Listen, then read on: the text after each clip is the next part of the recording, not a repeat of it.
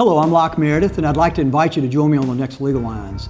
We're very pleased to have on the show Dr. Bill Cassidy. He is the United States Congressman for the State of Louisiana, District 6. And Bill's going to talk to us about the economy, the stimulus package. He's going to talk to us about the trading cap that you hear on TV. He's also going to talk to us about the wars in Iraq, in Afghanistan, and also the tension that's involved with Iran and also Israel. So join us on the next Legal Lines with Dr. Bill Cassidy, the United States Congressman for the State of Louisiana.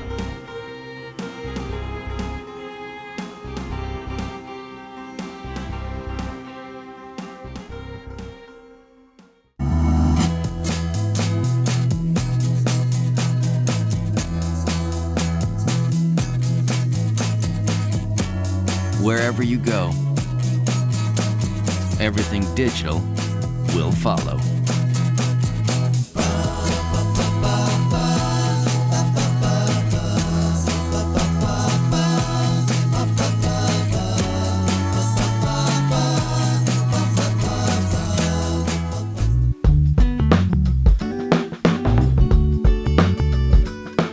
Welcome back. I'm Locke Meredith with Legal Lines, and again, I'm very pleased to have on the show U.S. Congressman Bill Cassidy. Bill, let's talk about, we've talked about the health care issues on the last show, the options. You prefer the health savings accounts because they provide transparency, they provide the patient with control of costs, and they're also proactive. It rewards an individual if they take care of themselves, frankly. Yes.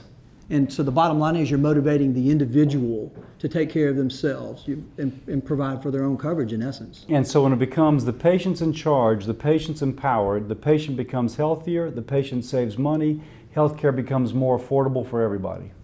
And is there anything pending in front of Congress right now? The House Republicans have submitted a bill, the Republican Study Committee. There'll be several House Republican bills. But this one has those reforms as well as other reforms to the current system. The common theme is empowering the patient, making the patient better able to judge on price in a way which decreases administrative costs and allows the patient to save the money, and in a way which encourages her to make the wisest decisions for her and her family. And they maintain choice. They have the choice, Yes. and they get to choose the quality. Nice thing about a health savings account, you can take that to anybody you want to. That's right. Yeah. You're not locked into any particular group or hospital or doctor. Okay. Correct. It's interesting, when you were first decided to run for Congressman, I kind of was bemused in the sense that it was controlled by Democrats. And of course, you're a Republican. And the concern was obviously that they wouldn't listen to anything that Republicans say, much less a new guy on the block. How's that going? Well, I always think, Locke, I remember back to my 10th grade civics class where we were always told as American people we had a requirement, if you will, a civic duty to speak out. And so what I think we're seeing during the August recess is that the American people are speaking. Boy, are they. They really are. You're referring to the town hall meetings. Town hall meetings. But also emails and letters. One day the entire House of Representatives switchboard got bombed and they couldn't process any more emails or calls because of how many people were calling and emailing.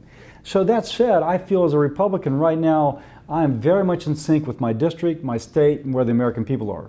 And so although we are in a minority party, we can nonetheless say that we are speaking along with the American people to have health reform, but health reform that works for all. Because you're on what committees? I am on natural resources, which involves oil and gas exploration, Right. good for our state. Education and labor, which also has a role with RISA plans you mentioned earlier for health insurance plans. And lastly, I am on agriculture. Okay. And as I understand it, assistant minority whip? Assistant minority whip and a couple other things. Okay. GOP working caucus on health, that sort of thing. So in your negotiations now with Democrats, is there more receptivity? Oh, there's no negotiations. It's actually, and I'm using a quote from a White House advisor, President Obama's advisor. He said what's driving the healthcare reform is the left of the left. So it isn't just the folks who are more liberal, it's the people who are left of those who are more liberal. And he's implying that the reason we can't get something bipartisan is because it's the folks who are on the left of the left. And they're in charge of Congress and Senate right now? Well, the leadership, in essence? In fairness, I can say, and I'm not being partisan here, I can just say that Nancy Pelosi is a speaker because the people who are more liberal support her. Her constituency to be speaker are the left of the left. And so they have an increased influence because she is... She's there because of them. She's there because of them. So she's going to listen to them. Exactly. Interesting. So bottom line is, the Republicans have ideas. I've seen that you've offered amendments to certain bills and such, and it's just party line, no. Basically, party line, no. And so is it your hope, or do you anticipate that the turmoil that's taking place in the town hall meetings and the American population voicing their disdain for this is going to maybe result in more cooperation? I really do. I mean, put it this way. It's my hope. I don't know if it will happen, but it's my hope that folks will say, this is not what the American people wanted.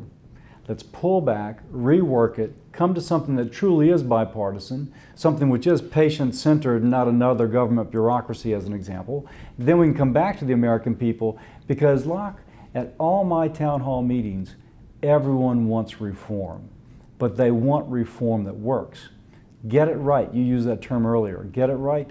They want reform that gets it right. And if this doesn't work, I guess the only other option is you start voting people out, because the next elections are 2010. Well, and that's kind of been set the stage, because there's been several other issues. You had mentioned earlier the stimulus package, the cap and trade. Right, let's talk about it. Several other issues that have disturbed people, which I think has made them more of an activist on this particular healthcare issue. Well, and let's talk about it, because the economy, of course, has been in shambles for what, 2 years now, or certainly hopefully has plateaued. But you've come in right when there's just a lot of turmoil, and as I recall, you voted against the stimulus package. Yes. As I understand it, less than 10% of it has been spent.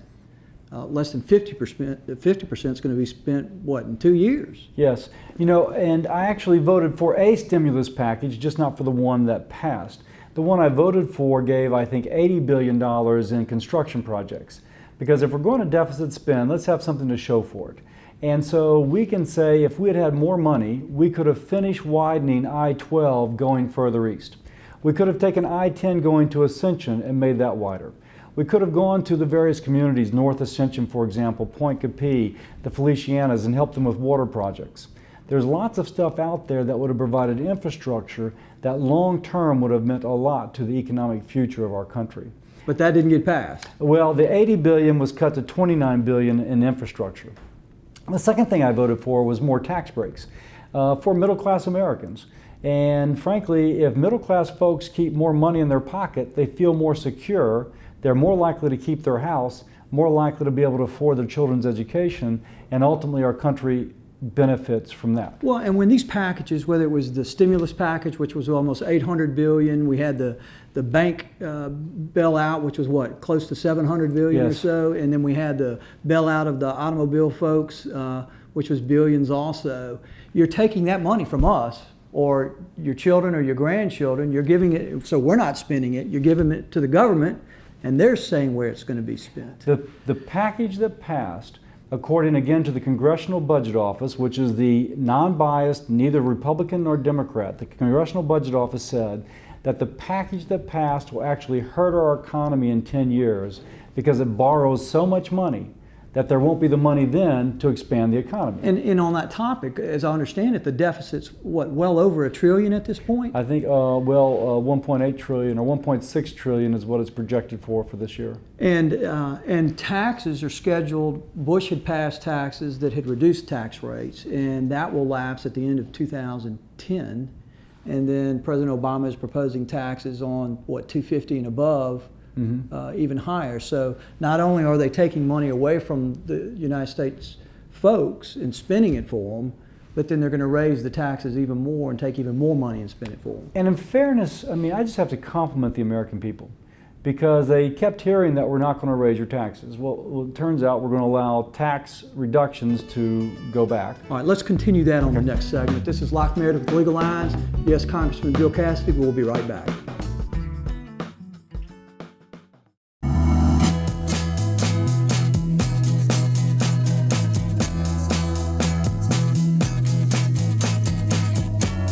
Wherever you go, everything digital will follow.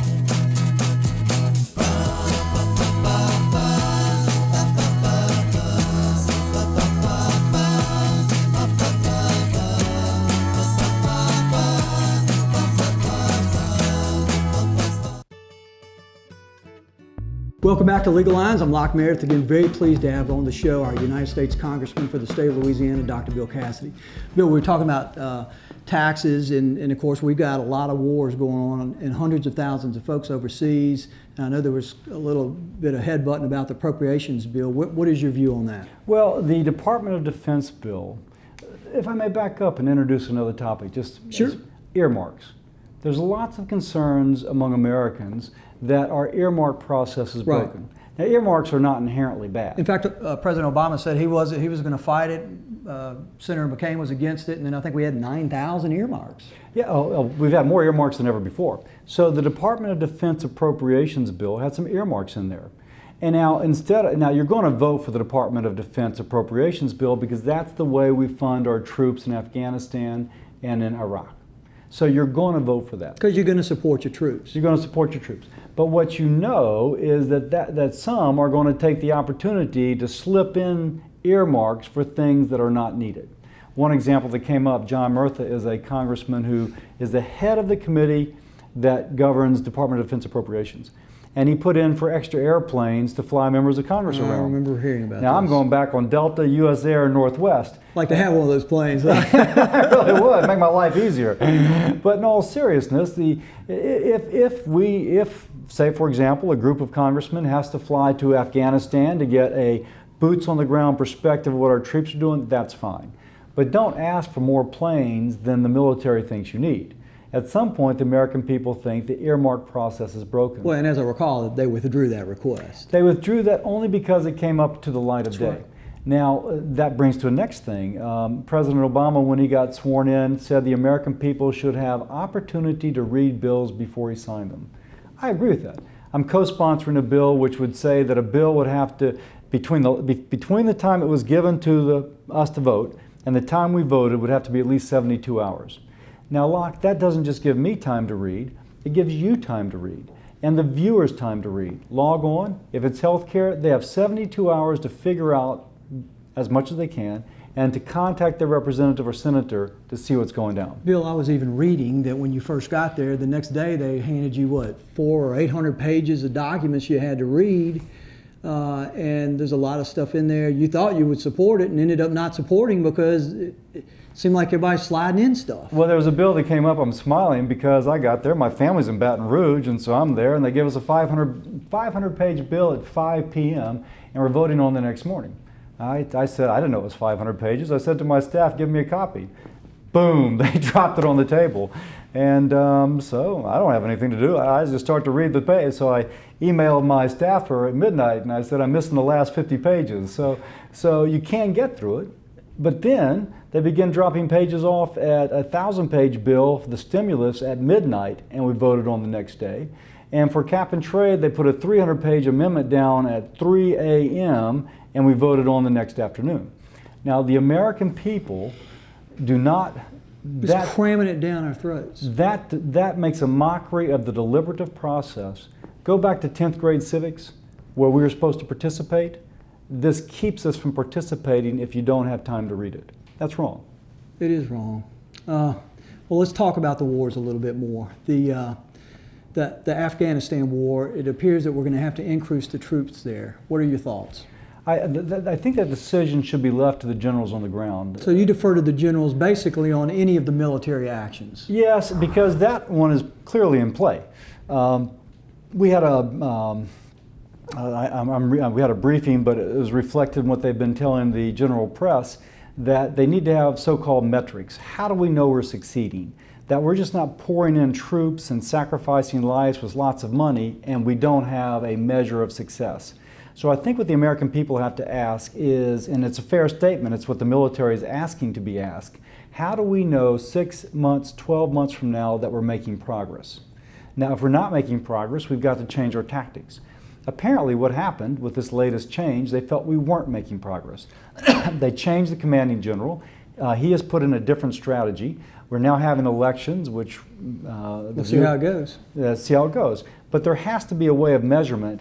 I've not been to Afghanistan. I don't have feet on the ground, so to speak. But I am looking forward to them giving us those metrics that we as the American people can say, we're making progress, or no, we're not, we should change tactics. What are your thoughts on Iran? I read recently, I think in the last day, that the president of Iran is saying he's willing to enter into no preconditions nuclear talks with President Obama. What are your thoughts? My concern is if the Iranian leadership is dishonest with its people, can we trust them to be honest with us? So clearly that last election, where many of the Iranian people felt when you announce a result hours after the polls close, and yet they're paper ballots, and there's people voting overseas, that the fix was in, and the voice of the people was not heard. So you just don't, bottom line is you don't have any level of trust in that regime at all. Ronald Reagan said of the Soviet Union, trust but verify. And so if we're going to enter into binding negotiations, there should be a binding method of making sure they comply. What do you think if Israel is going to indicate that they're going to bomb Iran? What are your views? Because it sure seems like the international community is not going to do anything, or is powerless, frankly, to do anything if they're not going to impose sanctions to get the Iranian regime to quit pursuing the nuclear arsenal. In which case, from what we read, Israel's going to come in and try and take it out. Yes, I think that fortunately there may be a middle way that's developing. The middle way is that the Iranians are very dependent upon imported gasoline. The Saudis have become apparently very upset with the Iranians as well. So there is apparently, so I read, a thought that the Saudi Arabians may stop allowing shipments of gasoline into Iran. So a sanction that's not via the UN but by a neighboring country, in essence. And is by a key supplier. Right now, if it comes to oil field parts, they've been heavily dependent upon the West for those. Their own oil field production has been crippled. Their own gasoline production has been crippled, so they've become more dependent upon foreign suppliers. The more that they try an export revolution, say to Saudi Arabia, the more likely the Saudis are to say, we're not giving you gasoline. So in essence, Saudi will do to them what they've tried to do to us, and which frankly, and that's the reason I'm interested in this topic, is because we do receive a significant portion of our energy from that area of the world, and if there's turmoil there and we don't receive our supplies from there, gasoline prices are going to skyrocket, and this fragile economy may not be able to withstand that shock. Yes, I agree. And so clearly the world's economy flows upon affordable energy. There's already stresses on that in the sense that India and China are both growing so rapidly, they're absorbing more of the world's oils. In fact, I've read they're tying up contracts with all the providers and suppliers. So we do need to have a stable oil supply, which is, by the way, the reason we have to get Iraq as best as possible stabilized so that it can rejoin the exporters. But that also, makes us give more attention to Iran. But as we spoke, Iran cannot meet their own energy needs. And so the sanctions have worked to an extent. To the degree that the other nations in the Middle East try and strengthen that is the degree which I frankly think unrest will increase, and the increase of the likelihood we'll have significant political reform there. And of course, all of this is great justification for us going ahead and drilling here in the United States. Well, there needs to be an all of the above policy. That's right. Green energy is important, renewable energy, nuclear energy, but right now, we in Louisiana can tell the rest of the country that we can do it. Yeah, that we Bill, can do it. We'll talk about that on the next segment. This is Locke Meredith of Legal Lines and Dr. Bill Cassidy. See you in a minute.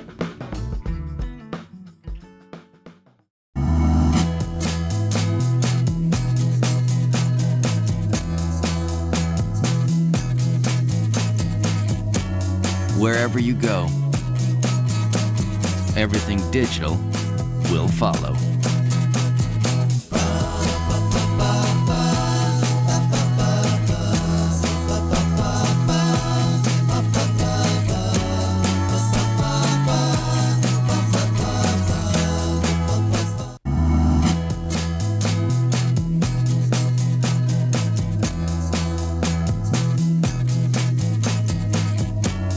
Wherever you go,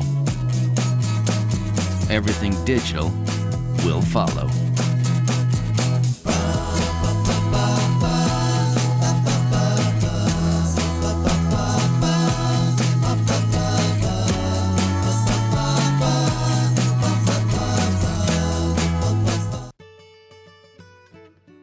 Welcome back. I'm Locke Meredith with Legal Lines, and again, very pleased to have Dr. Bill Cassidy. He's our United States Congressman. Bill, we were talking about taxes, how they're increasing, how billions and billions and trillions of dollars have been used to bail out the banks and the auto industry and others. The Federal Reserve has pumped trillions of dollars in interest-free loans to banks. Where's this leading us? Well, the American people are wise. And so they know, although they're being told their taxes will not increase, they understand there's no way that we can borrow all that money and not raise taxes to pay it back. That's right. Plus, if there's this ambitious agenda that's, according to, again, objective criteria, healthcare is going to cost us $1 trillion over 10 years and maybe $1 trillion more the next 10, well, then they understand taxes will go up. So part of their concern is that they feel like they're being told one thing, but common sense tells them another. And in fact, I had read that right now, every woman and child and man who's an American citizen has a $35,000 tab that they're going to have to pay, and in 8 years it'll be $70,000. I don't know the second. I didn't know the second, but that's reasonable. Right now, it's in the high 30s, and that's our debt. And the American people understand sooner or later taxes will go up for all if you have that much indebtedness. So the famous tax day where you work a certain period of the year for the government, and then you finally get to the part of the year that you keep your money, it's getting bigger and bigger, isn't it? It is. It's going in the wrong direction. Let's talk about cap and trade, because I know that was initially pushed by the current administration. What's your views on that? Cap and Because we're trade. Louisiana, we Absolutely. we produce oil. You know, for those of the people watching who may not know about it, the fear is that climate change is being driven by carbon release. And it doesn't matter where in the world that carbon release is. It can be a coal plant, a power plant in China. It could be me breathing. It could be you. It could be someone in Canada. It all contributes to the global carbon increase. So the idea is that if we in the United States decrease our carbon release, our CO2 emissions, that would somehow benefit. On the other hand, you talk to folks and you read objective. In fact, there's an organization called the Brookings Institute, and it's left of center. I mentioned that it's not conservative, it's actually left. And they say that in cap and trade in the United States, under the bill that was passed by the Democratic House, Republicans voted against it, 40% of our petrochemical jobs will be lost in the United States. And I thought we wanted to be less dependent on foreign oil. We want to be less dependent and we want to have more domestic jobs. But we're going to lose 40% of our employment in petrochemicals. So look at Louisiana, look at Baton Rouge. All those folks that work at ExxonMobil, at Dow, work down at Motiva, you can just go up and down the plant. And those are good jobs with good benefits. ExxonMobil is the largest private employer in my district. Now, they generate such wealth that they're like they would be a third or fourth economy in the world. I can believe that, and our city benefits. But under this bill, 40% of that employment would be lost. And it wouldn't just be the people working at the plants, it would be people who sell them groceries, people who sell them cars, and people that sell them insurance. Those jobs will be lost too because those folks no longer have the income. Well, and not to mention the fact that even if we were able to control our carbon emissions, what about China, who's growing at 10 and 20% a year, India, and the other countries that are coming online, so to speak? They're not agreeing, as I understand it, to these standards. They're not, and that's the point. It's something called carbon leakage. And so instead of refining in Baton Rouge, bringing the jobs here, you just move the plant to the Caribbean. Because we can't compete, because our guys have to comply with all these rules. It increases the expenses. These guys don't. So there's still the global increase in carbon dioxide. There's still the negative effect for the environment, but you've lost the domestic jobs. I think there's better ways to go about it. ExxonMobil, for example, favors a climate change policy, which they will accept a carbon tax if you use that money to pay for technology to pull excess carbon out of the atmosphere. So the industry is not necessarily opposed. They just think that this current system as is being proposed is the wrong solution. What are your thoughts on the whole green energy? You know, we just had a seminar on green energy because there are dollars coming down. I think we can all agree that if we could become less dependent upon foreign energy sources. That's a big deal. Big deal. It's a security issue. Security issue, but frankly also a jobs issue. If we send $700 billion a year to other countries, some of which hate us, then we are supporting terrorists in other countries. If we can decrease our dependence there, we'll never be independent, but decrease our dependence, then we're more secure, more